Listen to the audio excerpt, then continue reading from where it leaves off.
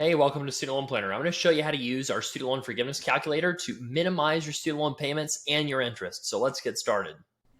So first, let's just say hypothetically that you've got 120,000 of loans from school, and you've got a family size of 4, and then we can do jointly or separately for your tax filing status. So we'll start with joint, and let's just say each of you is making 50,000 a year. We're pursuing PSLF, so you can put in yes here, and we'll say 100% of the loans are from graduate school. So if you take a look at the different payment plans, one of the options is pay as you earn or new income-based repayment. So this is a $400 a month payment versus about a $250 a month payment with the SAVE plan. That's a pretty big difference. And if you look at private refinancing, that's higher still. Now, if we take a look at filing separately, what we can see is that would eliminate your payment completely on the SAVE plan and leave you with about $100 a month payment on the pay or new IBR plan.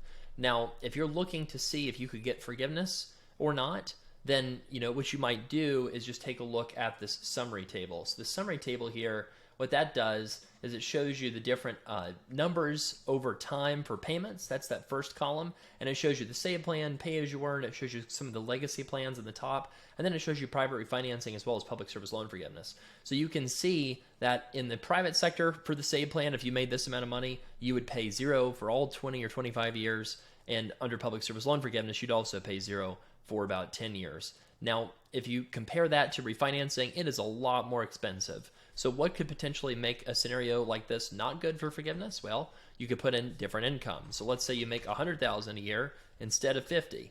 So you could go in here and see $152,000 of payments versus $174,000 for refinancing.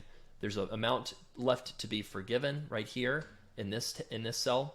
And then there's a little bit left to be forgiven that you'd have to pay taxes with. So this is the amount of tax that you'd have to pay on forgiveness, and you can change these tax assumptions right here. 37%, 5% is the top rate for a lot of states, so that would mean about $50,000 of taxes. Now you're also able to see the year of forgiveness, and also how much you would have to put away every month for a tax bomb account if you were to owe it, if you are going for forgiveness in a 20 to 25 year period. Now, this spreadsheet's quite powerful. You can also see things like how much would it cost you to file taxes separately. So you can put in your taxable income, your spouse's taxable income, and get an estimate of what it might cost you to file taxes separately. Now, if we look at the other parts of this spreadsheet, you can also look at your net worth. You can put in information like 15% savings rate, amount that you need to spend annually, what payment plan you're using, how much assets you have currently. So if I throw in 100,000 of assets, the spreadsheet thinks that I'd retire in 22 years. So this is another real popular part of the spreadsheet that you can use to calculate when work might be optional for you based off of your specific loan situation and financial profile. Now, the value in this spreadsheet is not just having it, it's also knowing how to use it, and obviously our team built it. So we're going to send you more tips like this for other ways that you could pay less on your student loans. Another strategy, if you're a recent graduate, for example, is just to file a tax return in the year you graduate, and then you'd have a 0 income that first year, maybe half the year income, and then finally your full income, let's say, would be a couple years after graduation. And then you'd be able to get a very low payment on the SAVE plan with, in these first 2 years, 100% interest subsidy. So there's also interest subsidy parts of this where you could pay as little as 0% on your loans under the SAVE plan.